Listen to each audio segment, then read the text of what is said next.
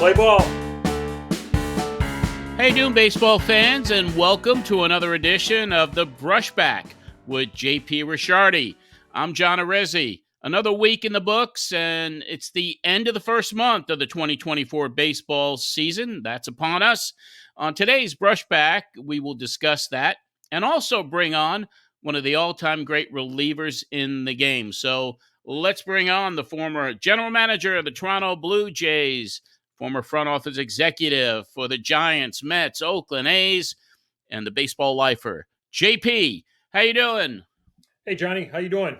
Doing good, hanging in there. Just watching a lot of baseball. Spring weather is beautiful here in Franklin, Tennessee. So all is good, my friend. Hard to believe 1 month in the books already, huh? I know it. I mean, the season has started off, and now we're getting ready for May. And I know you have a grading. You were grading some teams, a report card, so to speak, at the end of the first month. So it's going to be really interesting to hear what these teams are graded as we head into May. I always tried to break the season up monthly. Even when I was in the front office, I would look at each team monthly, where they're at, where they're going, where I think they're going, some of the pluses, some of the minuses. So I thought this would be a good time for us to give out our first report card of the year. So whenever you're ready, let's grade I'm ready. I'm ready to go. Let's hear it. All right. So I think we start with the National League East. And for me, the Braves are the best team in baseball. I know the Dodgers got all the PR, but the Braves are playing great. They just have a certain way of connecting down there. They don't miss a beat. I give them an A for the first month of the season. I think Philadelphia has played really well. They're right on their heels. I give them a strong B plus. You know, the Mets have been up and down, a lot of injuries. I think they're hanging in there. I give both them and Washington a C. I think the Mets have a little bit higher expectation than maybe Washington. So for Washington to get a C, excuse me, at this point, I think is a credit to what they're doing with their young kids. Miami, for me, it's an F. I think there's total disarray down there. I think the new GM is having a hard time kind of figuring out what type of team they have. I think he's trying to figure out what their staff is like. And to me, there's some type of disconnect going on down there. They have a really good manager. But right now, things aren't going well. And I'm still a little disappointed that they fired Kim Ng. So they get an F for me. If you move to the Central, Murphy's done a great job, first-time managing. They get a B plus for me. A lot of good young players in that lineup. He's finding a way to get them all at bats. Their pitching is held up. They've played well. I think the Cubs have been surprising. The Cubs have played really, really well. The Japanese investment has paid off. The left-handed pitch has been outstanding. They get a strong B plus for me. Cincinnati's hanging in there. They get a B. Cruz has been a very good player this year. And they've been banged up with some of their younger players. Pittsburgh, St. Louis kind of hanging in there. Really excited to see when Pittsburgh brings up Skeens, because I think it's going to be a major shot in the arm. And I think that got a chance to put them a little better than a C going into the next month. But right now, Pittsburgh and St. Louis for me get a C. Excuse me. Dodgers, I give them a strong B. I mean, they're a good club. I don't think they've been an A, though. I don't think they've torn away and run away with the division. I think they're working out some stuff, but obviously going to be a very good club. Right now, they sit with a B, and the rest of the division is not very good. The Giants are a C. They've got some major league names in their lineup, but I don't know how much better they are. Their pitching's still a question mark. I think their pitching will get questioned as they go deeper into the season. I like Lee, the kid they signed. I think they gave him way too much money, and I don't think he's that type of player. I think he's a good player, not a great player. Certainly not $18 million a year player. So I think that they're, a C right now. Be curious to see how they play the rest of the year. San Diego's a C for me. Arizona's been really disappointing. I thought they would build off their World Series appearance. Corbin Carroll struggled. I do think they have the capabilities of getting hot and turning that division into a two-team race. But right now, the way they're playing, I have to give them a D. And Colorado, I got to tell you, I look at them year in and year out, and I shake my head, and I don't see it. I mean, they're an F. I just don't see them getting better, and I don't really see what the path for them to getting better is in the near future. I think if we jump over the American League, you got to take your hat off to the Yankees. Losing Garrett Cole, I give them an A. I think what they've done has been amazing, and obviously it's a long season. They got to stay away from more injuries, but they're holding the fort down really well, and I think where they're at right now has been surprising even to me. Baltimore's played well. I give them a B plus. Obviously, the Holiday kid had to get sent back down, but that's fine. He's going to be a great player. They've got so many good young players coming. I like what's going on there. Red Sox have been surprising. I got to give them a B. They're above 500. People complained about their pitching. They make a lot of errors, and they really don't play well at home. But first month of the season, that could change. Um, Toronto, I got to tell you, uh, the Blue Jays, I'm really disappointed in. I thought that they would be a better club coming out of the gate. The Blue Jays, to me, are doing their Toronto Maple Leafs impression. They're playing like the Maple Leafs are in the playoffs. So I I don't know. There's something just not jiving with the Blue Jays. They've got a lot of talent and they're not playing well. And I don't know. Something's going to have to shake up there for me. And Tampa Bay, they're kind of hovering around. I think they're still trying to figure themselves out. I give them a C. They still have the ability to get better. But right now, Toronto and Tampa are bringing up the rear in the American League East. And keep in mind, it's only the first month of the season, John. A lot of things could change, but these are these are first grade impressions of the first month, and what we see is what we see. Bill Parcells always said, "You are what your record it says you are," so you can't lie about what's going on. Really, really happy for Stephen Vogt in Cleveland. We had him in San Francisco. He's a great guy. And what they're doing in Cleveland is amazing. I mean, they weren't picked to do real well, but I got to give them an A. I think they've really overcome a lot of things and have surpassed any expectations that the pundits have had. And he's got them playing well, so that's a strong A for me. Happy to see Kansas City playing well. Nice to see. It's a great baseball town. Bobby Witt Jr. is a superstar and an emerging superstar in that game. Uh, they get a B plus for me. I think they made a couple of nice acquisitions that have helped them with Walker and Lugo, and it's nice to see them playing well. Detroit's playing well. They're above 500. I give them a B. Minnesota's starting to turn it on a little bit. Right now, they sit for me at a C, but they are trending upwards. There'll be someone to watch in the next month. The White Sox, they're a strong F. It's I know they're rebuilding and it's just hard to watch, but I guess if you're going to rebuild the way teams rebuild today, they got a tank, and the White Sox are tanking, and it can't be fun for them to watch, and it can't be fun for their fans to watch. But I'm sure they have a long term goal in mind, but right now they come in at an F. I think if we move to the West, Seattle's starting to play better and really moving up the charts for me. I give them a strong B. This is the American League West and National League West. They're not strong divisions right now, and I thought they'd be a little stronger. Texas is a way better team than they've played. They're sitting right in the middle right now. I give them a C, but that's a team that I think you're sitting there with the match at the fuse, because I think that team's going to take off in another month or so. Oakland playing better than I think people expected. And I think a lot of that goes to their manager, Mark Kotze. He does a really good job. I interviewed him for the Giants job. I really, really liked him. I liked him as a player. I enjoyed talking to him. I thought he would be a very good manager. And I think he's kind of holding that ship together. It's not a lot of talent, but they're playing better than I think most people thought they would. I give them a D, but it's a D heading on the plus side. And I think Kotze has a lot to do with that. Anaheim struggling. They're a D. And Houston, I'm really scratching my head out. I think the two most confusing teams for me in baseball are the Blue Jays and the Astros. The Astros have too good a club to be 10 games under 500. And I don't think you can give them anything more than an F right now. Yeah, I mean, the Astros are totally surprising, as you said, in the Blue Jays. What can you do with that team? Is it the manager? Is it just some lifeless play on the part of what their core foundation is? So it's really puzzling. And you have that strong fan base, but it's just like it's lifeless. It was like last year where something was missing, some thump. Yeah, And it looks like they did the same thing this year. Yeah, I can't put my finger on it, but obviously when you're with the team and you see them day in and day out, you kind of have a pretty good feel of what's going on. But something's going to give there. I just don't see it being able to play out like this. I really like John Schneider. We drafted him when I was in Toronto. He's a good guy, but sometimes the big guy has to take a fall, and I'm not sitting here telling you that they're going to fire him or I know anything about it, but sometimes you have to send a shot across the bow, and it's easier to get rid of one guy than it is 25. And I hope that's not the case, but I think push going to come to shove there pretty soon. Well, the fans have been waiting for a long time, and we'll see what happens this season. But also, one other point with the Astros, with Dusty Baker leaving, it seems like a whole different makeup of the team, and the team is getting older as well. They had many wonderful years in a row consecutively. So, is it a point, JP, sometimes where teams just start aging out a little bit? I don't think the Blue Jays have aged out. We're I talking mean, Astros here. sorry, I Astros. don't think the Astros have aged out. I think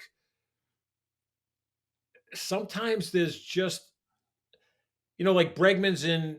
Are they going to extend Bregman? Aren't they going to extend Bregman? Sometimes there's things that hang over a team that have an undercurrent that runs through the clubhouse. And I'm not saying that the Bregman situation is that, but there's things that just don't add up. They have a way better club than they've played. So, I mean, Altuve's having a great year. I mean, he's having an all-star year. Alvarez is having a good year. I don't think the pitching's been as good as it's been, and maybe that's a bit of a problem. But right now, I don't know how long you can go without deciding I got to do something here. And they got some tradable guys. If they're not going to extend Bregman, I mean, there's a lot of teams that'll line up to take Bregman. So they do have some tradable guys. I don't think they're at that point yet. I think they're going to probably get through at least May. But sometimes you sit there as a front office guy and you think you have all the answers, and you don't, and you sit there scratching your head saying, "Why aren't we doing this? Why aren't we?" And it's just baseball. You can't There's not an answer for everything all the time. But Houston is definitely concerning. Too many good players to be playing that bad. Yeah, I agree. But I do want to touch upon somebody that you know really well, who's built an incredible organization in Atlanta, Alex Anthopoulos. Um, his leadership, JP, I mean, that team is so poised for every single year to be where they're at right now. Talk to us a little bit about Alex and what you know about him. Of course, you know him really well. You brought him in. And what he's doing in that market in Atlanta with that team, they look just like they're unstoppable, really.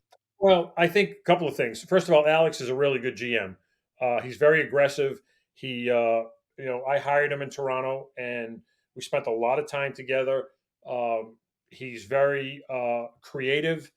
He doesn't sit still. If he wants something, he goes after it. Now, I think you have to take a giant step back.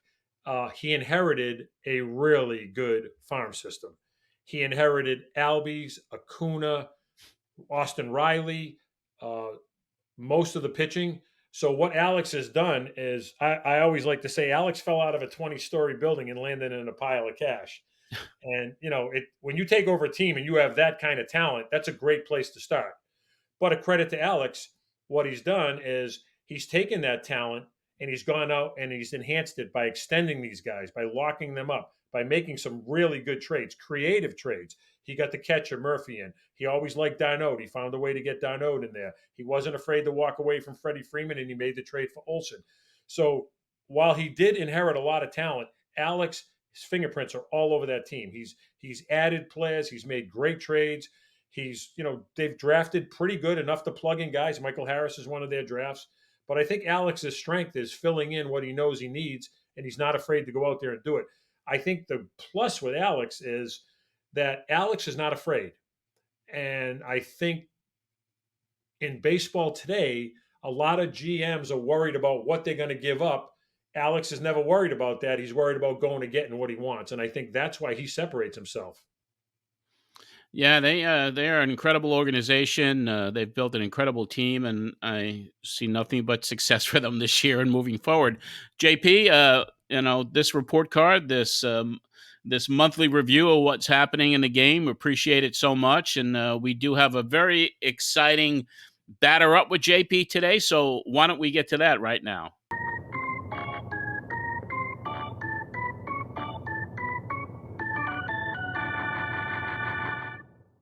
Now it's time for the batter up with JP, and this week's guest is a former relief pitcher, has played for the Cincinnati Reds, Houston Astros, but is most known for his days in New York pitching for the Mets from 1990 through 2004. He is a four-time All-Star, three-time NL saves leader. His 1,119 games pitched in the majors ranks number one all-time in the National League and fourth in Major League Baseball history. 424 saves, most by a left-hander in MLB history. He was a team captain for the Mets and is a member of their Hall of Fame. He's also a member of the Staten Island Sports Hall of Fame and the National Italian American Hall of Fame as well. We like to bring on Johnny Franco to batter up with JP. What's up, guys? How you doing? Hey, Johnny, thanks for doing this. Really appreciate it. No problem, JP. Long time no see. What goes through your mind when you hear all those numbers? I personally, I think not because you're an Italian, but you should be in the Hall of Fame. Well, I was just about to say that. How the hell am I not in the Hall of Fame? But it is what it is. I'm in every Hall of Fame, the PSAL Hall of Fame, every Hall of Fame. But it is what it is. I don't know at the time when I was eligible. Obviously some writers, I got a call that some writers didn't believe in the save statistic. I had a writer call me up, a New York writer who I won't mention his name, called me up and told me that he didn't vote for me when I was eligible. So I said to him, "Why the hell are you calling me?" So it is what it is. I mean, there are guys in the Hall of Fame relievers who my numbers are just as good, if not better. But now I have to rely on, I guess, the Veterans Committee, the Contemporary Committee, whatever committees they have to get a guy like myself in. We'll see what happens. Well, if it means anything, I think you're more than deserving. I look at, Eckersley, and you look at Smoltz, and those guys were, relievers, half starters, half relievers, and you did it your whole career. But yeah. I shake my head at that one. Anyway, you had a great career, as you know. But the first question I want to ask you is, when did you fall in love with baseball? Oh man, my dad was he grew up in the Red Hook projects in Brooklyn, and he played for like a semi-pro team called the Blue Jays. So my dad was a baseball guy from day one, blue collar guy. But I have an older brother who's 5 years older than I, and my dad was involved in the PAL. So I always used to tag along with them and get involved with the PAL. And I always played. When I was 5, I was playing against 8-year-olds. So it started a long time ago, and I just fell in love with it. My older brother and I used to play stickball and baseball in the room. We grew up in a housing project, and my mom and dad used to yell at us all the time for banging on the door and the windows or whatever.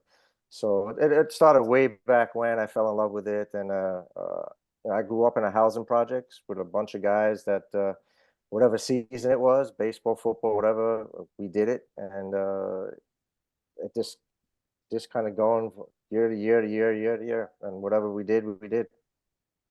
So you you go to Lafayette High School, and I don't know if most people know this, but another semi-famous left-hander by the name of Sandy Koufax.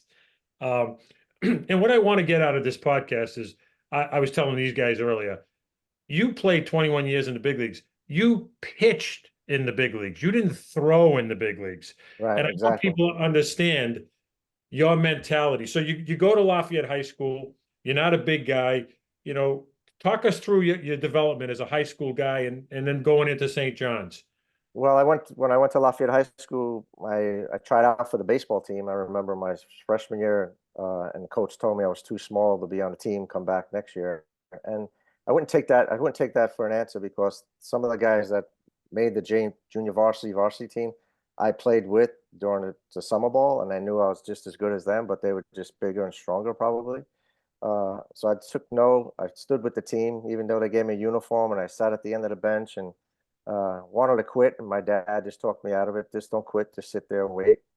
And then the following year, I came back again. I tried out for the team, and it was the 10th grade. And then remember sitting in one of my classes, and a varsity coach came in, asked the teacher to speak to me, and he said, "You're going to suit up for today's game." So it was kind of bittersweet, but I still didn't play that much sophomore year. And then junior and senior year, it was just pretty easy. I was striking out 10, 12, 14 guys a game, pitching for so long. And then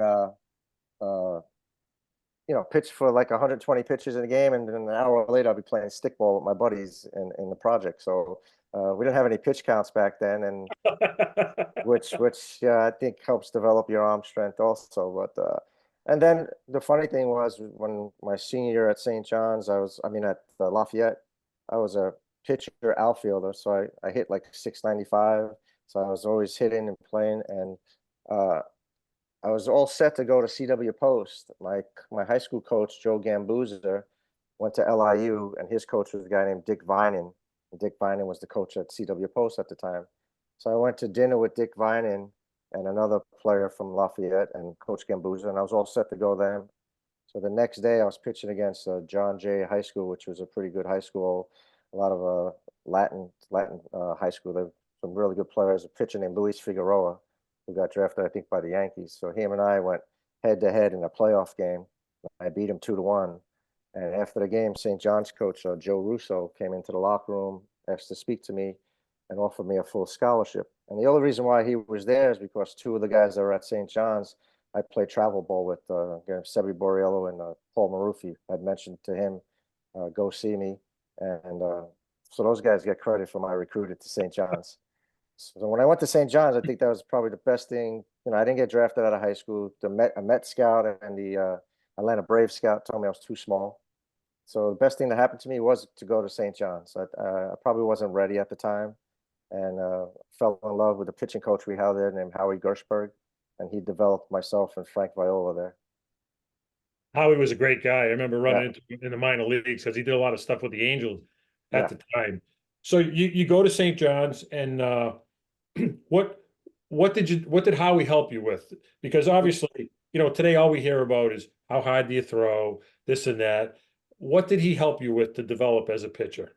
Howie more or less taught me how to pitch. It's like, you don't have to throw the ball by everybody. You could change speeds, change locations.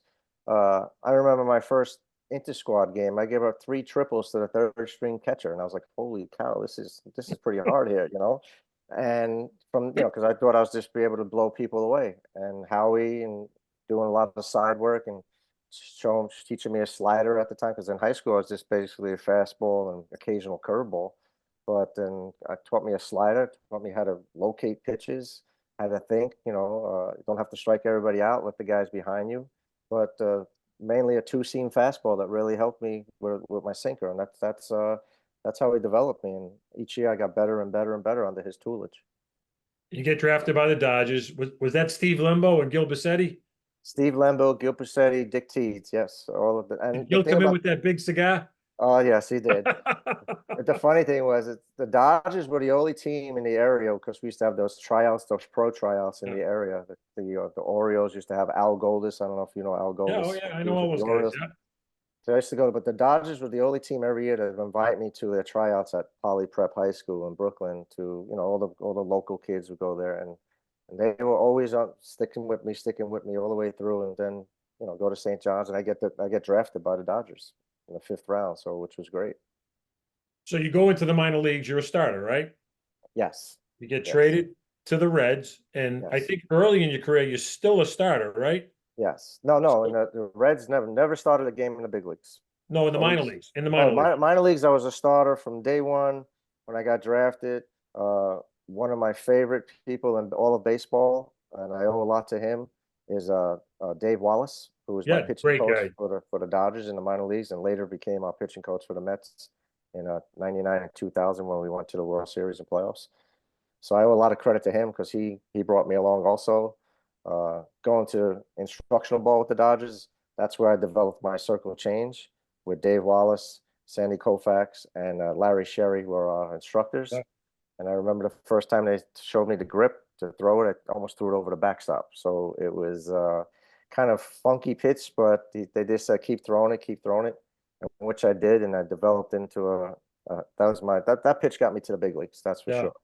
And I don't know if the people listening really recognize the names, but Dave Wallace, Larry Sherry, obviously Sandy Koufax everybody knows him, but those other 2 guys, you won't meet 2 better baseball guys as far as pitching. Dave, I've known forever, and man, just the guys he's touched, the careers he's saved and changed.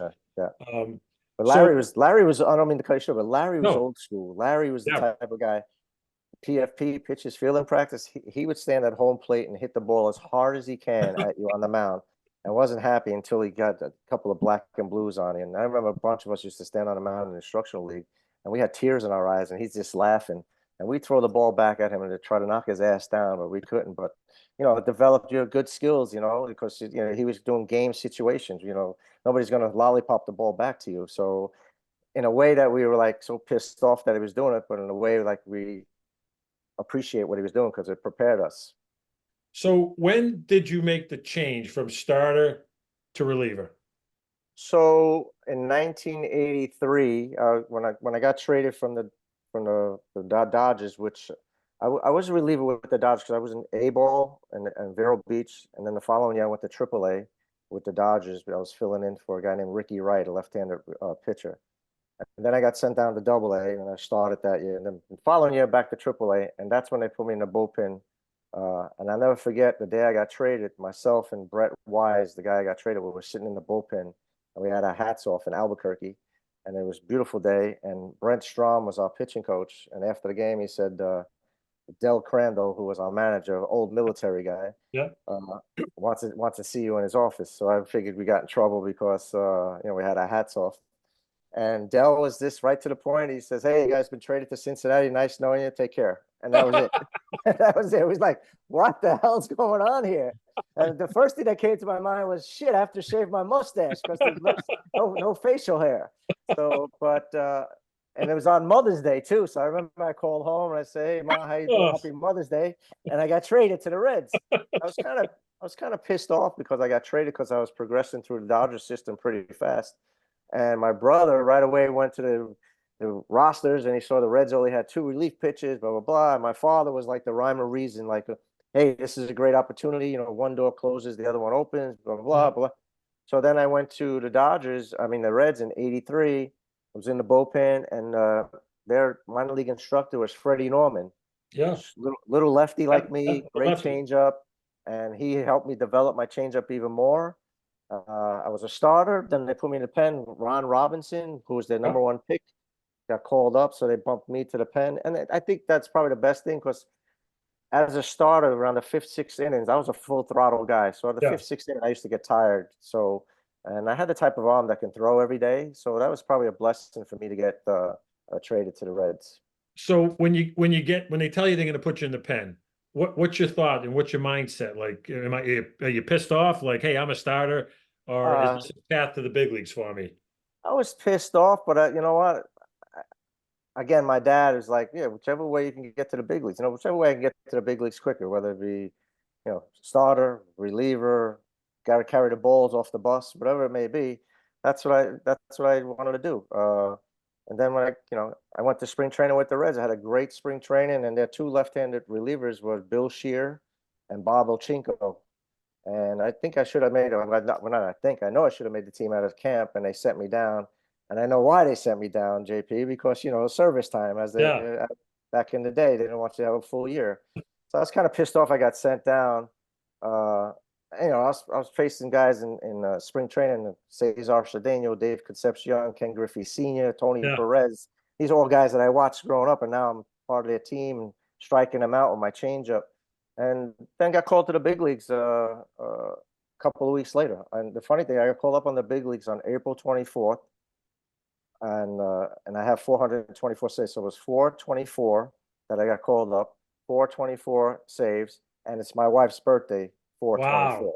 Wow. So I've been playing that number on the lottery. I still hasn't hit it. I was going to say, you want to play the number. So I got to ask you, was Billy Shear smoking 2 packs of cigarettes back then? Yes, he was. Yes, he was. If Billy Shear didn't have a uniform on, you'd think he was a fungo bat. That's how skinny he was. But he was a great guy. On the skeleton for him. Yeah. He's still scouting, by the way. Is he? He's a piece of work. Billy's a good guy.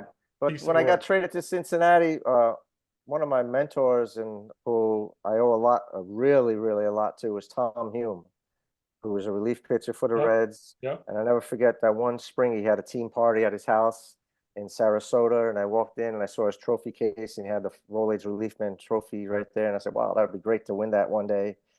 And he took me out at his house, and they were shucking oysters. So I'm a kid from Brooklyn. I don't know what the hell oysters were, right? He said, try these. I tried it. I liked it. So But what I did was I would sit next to him on the bench every game, sit next to him on the plane. He would just talk. He taught me how to act, what it's like to be a professional. And I owe a lot to him. He's a great guy, one of my favorite Yeah. people. Well, what's nice about this conversation is you haven't forgot the people who helped you. And I Exactly. think, um, sometimes people think it's all about them, and we all get touched along the way by certain people who have an impact in your life. I mean, you go back, obviously, your dad had a big impact in your life, Yeah. Howie Gershberg at St. John's, and you just rattled off like 7 or 8 guys that have helped you. And I mean that's nice to hear. And you know, when you're in the bullpen, I don't think a lot of people understand. Talk people through. Now you're the closer. You're not coming on until it's cutting Yeah. time. Right. What's your mentality? What are you thinking about during the course of the game? Well, my routine was the same on the road and at home. So my routine was get prepared for the game, go out and sit on the bench for the first 3 innings.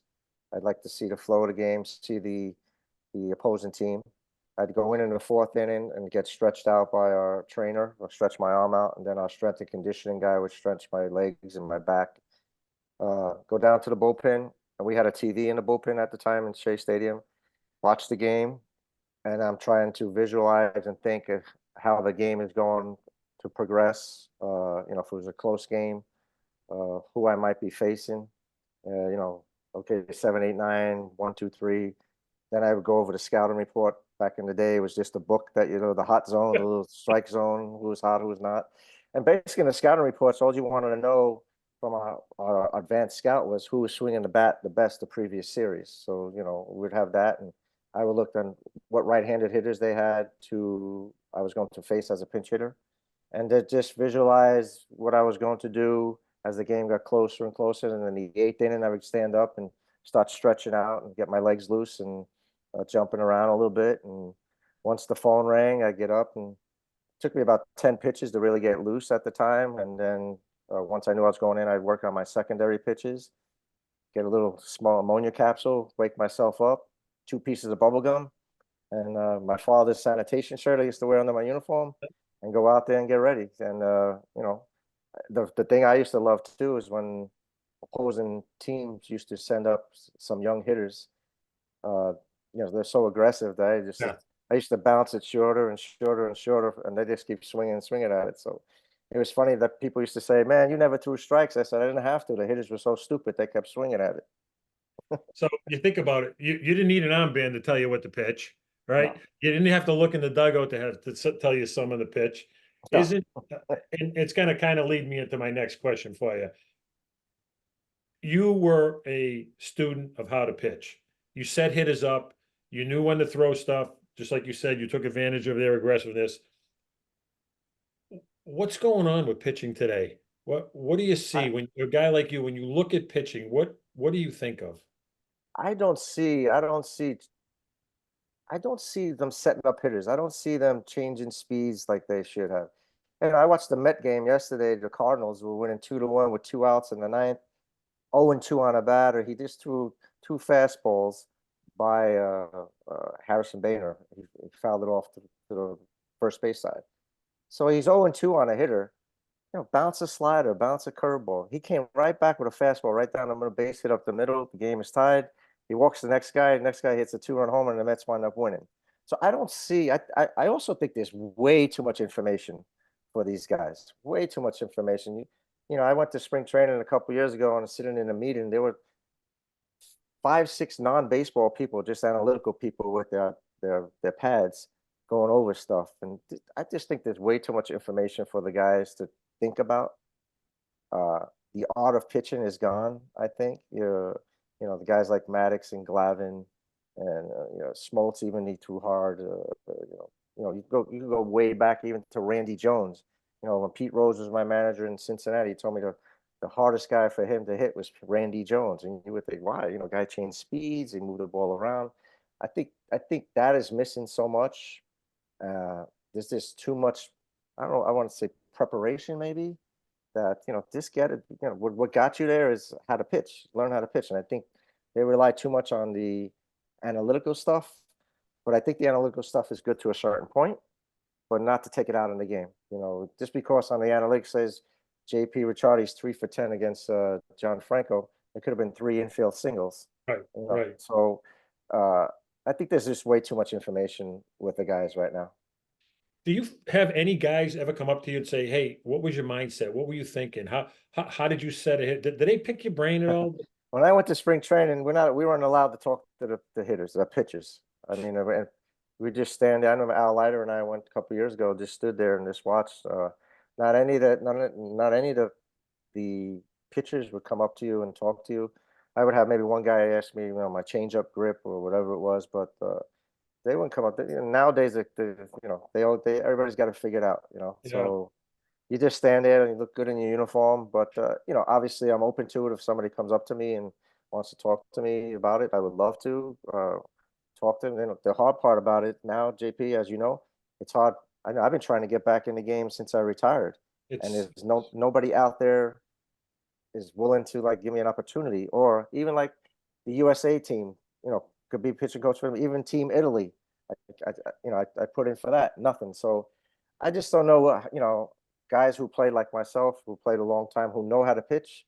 I think sometimes maybe coaches or organizations feel threatened by guys like us. They just feel threatened by guys who've been successful.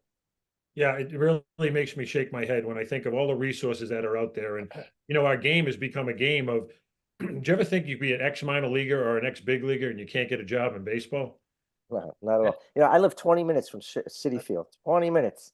I offered my services all that time, but it is what it is. And you bleed Mets. You bleed Yeah. Mets. You love the Mets. I mean, I always enjoyed talking with you. I always learned something every time we had a conversation. And I just think of the minor leaguers that, and I hope some of them are listening now, they can pick some stuff up. Just the little things you can grab from someone with so much experience. That's the one thing I learned when I was with the Reds. That I would sit there and I would watch Tom Hume pitch, and I watched Mario Soto, who had a great changeup. Great changeup. With the seams, across the seams. Mario would tell you what was coming, if your changeup was coming, and you still couldn't hit it. I remember when I was with the Dodgers, Steve Howe, before he got in all that trouble, watching him pitch and telling guys in spring training of the opposing team, I'm throwing a slider now. He throw a slider, they still couldn't hit it. So you pick up little things. I would just sit there and be a student of the game. Fred Wilpon was so kind enough to have Sandy Koufax come into our camp and talk to us. And I'll never forget Sandy Koufax. We went out to dinner, lefties, just lefties. Yeah. Sandy Koufax, Tom Glavine, Al Leiter, and myself.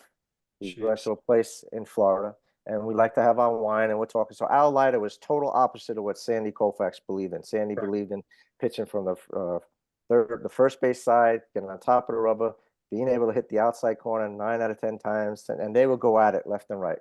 And I'll never forget, I was pitching a game in Atlanta, bases loaded.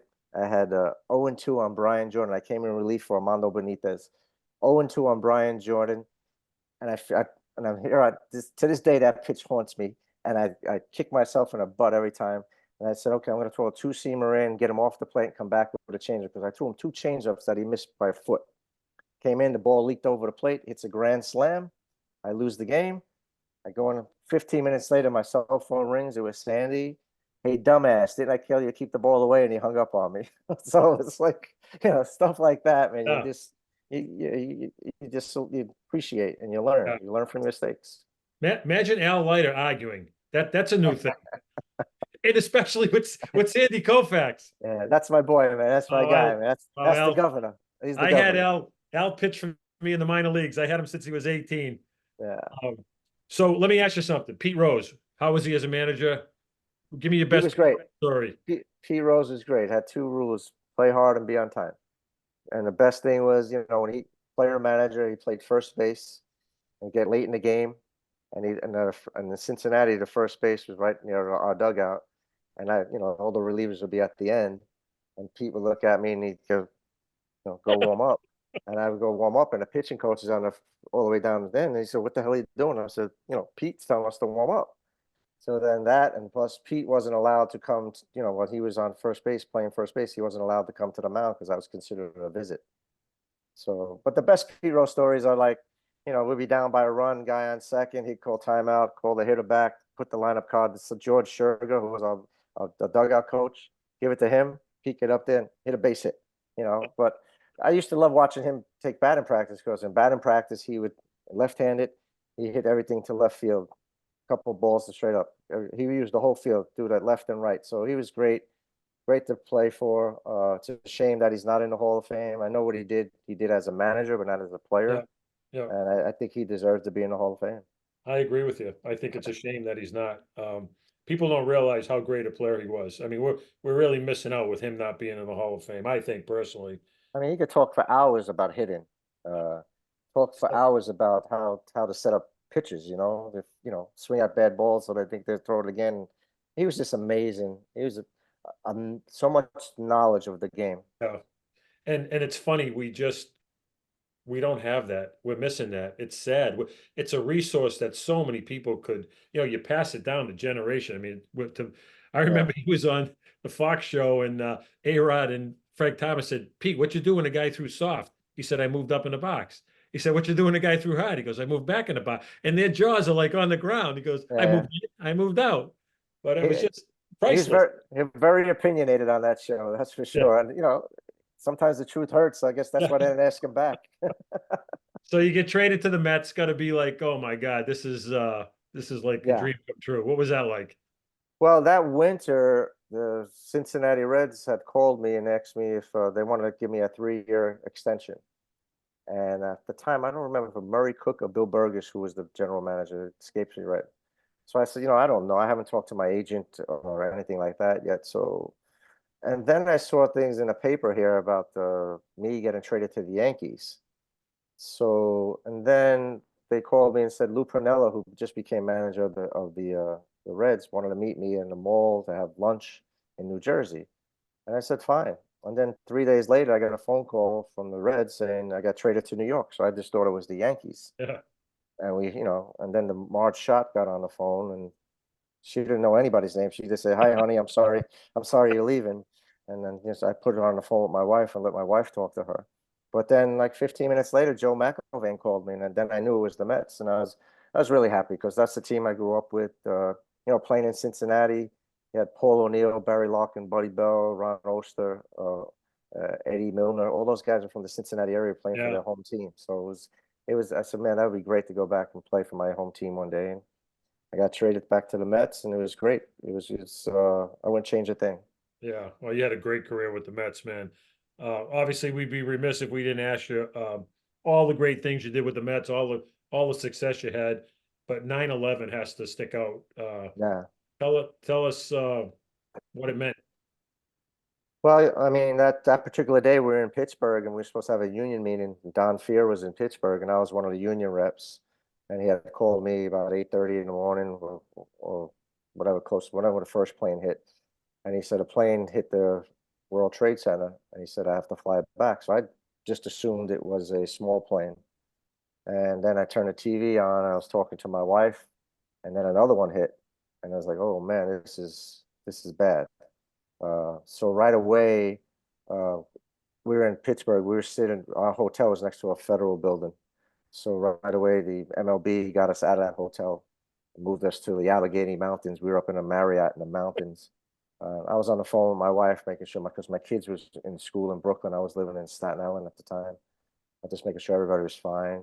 We were up in the mountains for like 3 days, just watching TV, not knowing when to leave, whatever. Then we finally got the okay to leave. We bussed all the way home, about 8 hours from Pittsburgh. And as we got to the George Washington Bridge, it was over at night. And the whole left side of the bus came over to the right side because all we could see is the smoke coming up, spotlights on ground zero. So from the George Washington Bridge all the way to Shea Stadium, a guy didn't say nothing. It was just quiet. And then we waited around, obviously. A bunch of us went down to ground zero a couple of days later. Just to thank the firemen, policemen, and rescue workers. We didn't know if it was the right thing to do. We handed out some hats, some T-shirts, but they were happy to see us. I remember walking around with our escort down there. It was Mike Piazza, myself, Al Leiter, Todd Zeal, Bobby Valentine, Jay Horwitz. And our escort told us that if you hear the bullhorn goes off, 1 sound, that means just be alert.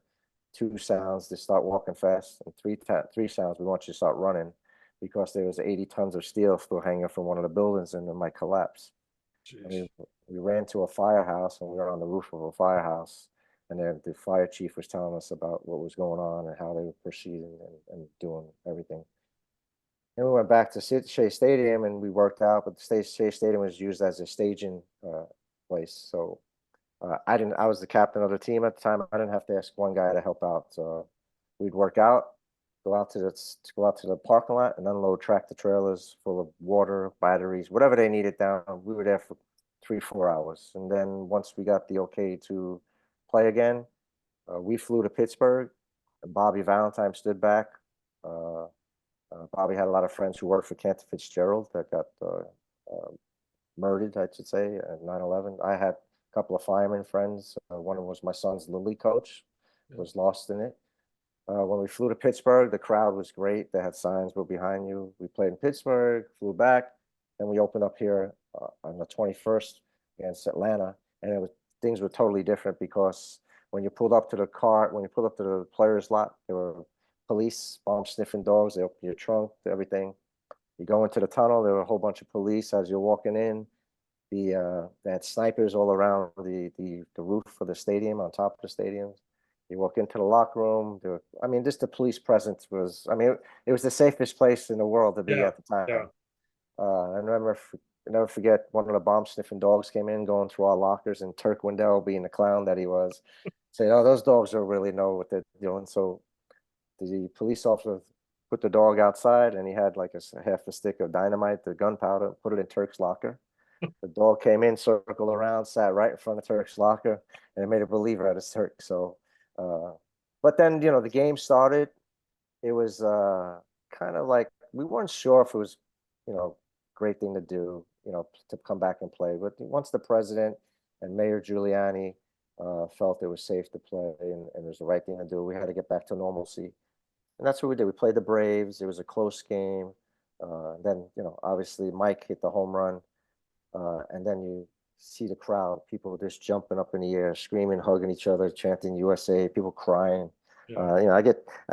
My arm still, the hair stands up on my arm when I still talk about it. It was a great moment. And I always say that for that 3 hours, we put a little Band-Aid on a big wound, and then obviously the Met organization and every New York sports team contribute to help out. And every organization did what they had to do. And we, to this day, still continue to do the 9/11 stuff. We go to firehouses. I still go to firehouses with some of the players and some of the retired players, and we still honor the 9/11 down at Shea Stadium. The thing that I remember going back to Pittsburgh, when we were wearing the police and fireman hats, and the commissioner of baseball told us we couldn't wear the hats, and we told commissioner to come down and take it off our heads. And they said they were going to fine us, and we said, "Well, fine us." And Fred Wilpon went to bat for us, and then we were able to wear the hats of every establishment, every police, fireman, emergency, for the rest of the season. And I wish that they would do that now on 9/11. Let the players wear the hats, just to, out of respect for what happened. So it's a delicate situation, that to talk about, but players wear it during batting practice. So it's something that the organization has never forgotten. That's for sure. Yeah. And the Mets did a great job with it. They continue to do a good job with it. And obviously, you being a New Yorker, it means a lot even more. Yeah. Like you said, you grew up in those neighborhoods, everybody's 6 degrees of separation in some ways, but so wearing that captain, how'd that feel as a hometown guy? That had to be a good thing. Yeah. It felt pretty cool. As a relief pitcher, being the captain of the team, it's like, wait a minute now, it felt pretty cool. The team, the guys respected me enough to name me captain. Bobby was great. The front office was great about it. As a team captain, what do? You really don't do much. If a guy had a bad outing, a bad couple of at bats, or feeling bad about, so I would go in the outfield and just talk with him, make him feel better. I said, But everybody knows who the leader of a team is. Yeah. The service time you have, you Yeah. got the gravitas you have, and the way you carry yourself. I think without the C, they knew you were the captain, but it had to make Yeah, you feel good that they it recognized. did. I never forget when I had bad outings and my pitching coach in Cincinnati was Jim Cott. Jim Cott would come around in the outfield, put his arm around me and point up to the sun and say, "See that? It came up today. Now just turn the page." Yeah, And that's what I would do to the young guys, you know. And I think especially if a guy wasn't hustling or if a guy wasn't doing what he should do, I would go up to him and approach him and say, "Listen, you could take it for whatever you want. You could tell me to go F myself, go take a shit, but this is what I see. This is what I think you should be doing." right. And take it from there. And that's what I do. I would never go up to and belittle somebody or demand them to do this, but I would just suggest it. And the guys, 99% or 100% of the time, they would follow. Also, I had Bobby Bonilla behind me, so I had big muscles. So we got to lighten this up a little bit. We all love Jay Horwitz. He's he's the best, right? That's my guy, man. I That's my know guy. he is. I know he is, and I love Jay. You gotta you gotta tell you a couple of great Jay. If for people who don't know, Johnny's was a prankster. Tell him a couple of Jay Horwitz stories. Well, I mean, I don't know where to begin. I mean, it's okay. So on our flights, Jay used to fall. Jay was up as soon as he get on the plane, he'd fall asleep. So I would get a black Sharpie and color his eyeglasses, and then every trip I would cut his tie. And then when he'd wake up, he couldn't see because I can't see, I can't see. But then he took his glasses to realize we had the Sharpie. There are times where we were in LA and we put in the hotel that had one of the horses' heads. We put a horse's head in Jay's bed, and yeah, we put a horse's head in Jay's bed. And the funny thing was that when he came in, he saw the horse's head in it. Another time we got a bunch of canaries, and we shut the lights and took all the light bulbs out in his room, and we left one where we just tinker. And as soon as he put the lights on, all the birds would fly around the room. What else was there? There was a time when we handcuffed him to his suitcase. We put ice cream sandwiches and ice cream bars in his jacket pocket, and they melt. But he had a way of getting you back too through the press notes. And I remember one time he said that I was going to pitch for Team Italy and going over to pitch for Team Italy, and which wasn't true. And Ralph Kiner read it on the air. And Ralph kind of got so mad at him because he put that on the. We put live in San Diego. They had a snake, and the guy used to feed like white mice and rats. We put that in his little suitcase, and as he got up to the press box, it would be in there. Or we put eye black around his binoculars, and he looked like a raccoon. So. Now But keep in mind, you actually love Jay Horwitz. love him. He's one of my favorite people in the world. He's the best. He's right now. People don't understand it. So just to backtrack, Jay was the PR guy for the Mets for 100 years, and he's the funniest guy. Without even knowing he's funny. But he's a wonderful, wonderful guy. But I would tell you one thing. What he does, he protects the players. He protected the players like they were his kids. He would always. When you first got traded or if you came over, and he would tell you how to react and act towards the media and make sure you're in front of your locker, whether it was a good day, bad day. Always there to protect the players. I mean, he'd go way up and beyond more than anything for the players. No, we love him. He's the best. But I know you had a great. Well, he's still there now. He's I know he is. I know he is. So he's in charge of the alumni now. So it's hard to say no to him. He's got those big puppy eyes. He's lost about 40 pounds now. He's on a diet, so it's killing him not to eat pizza and popcorn during the game. But he looks good. He looks good. He's hanging in there. You've always taken care of him. Johnny, I can't thank you enough. I appreciate you taking the time. It's good to see you. I think Johnny's got a couple of questions.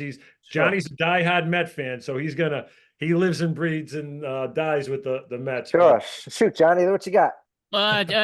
Basically, you handled all the 9/11 stuff. That was so important to hear, and what memories and to this day, I mean, you can never forget, obviously. Right. I do have one little lighthearted question for you, though. After getting your 300th save on April 29th of 26, the Mets decided to recognize the achievement and give you your own day. And it was Johnny Franco day against the Cubs on May 11th. But something happened that day in the game against the Cubs that resulted in you getting ejected, and you weren't even in the game. Tell us about that. Well, I was sticking up for my guys. It was against the Cubs. I remember my wife and my older daughter. My wife had one of the suites and was having a birthday party for my daughter there, and there was a fight. And I came out, and in those fights, that was a good one, but that was one of the real good ones.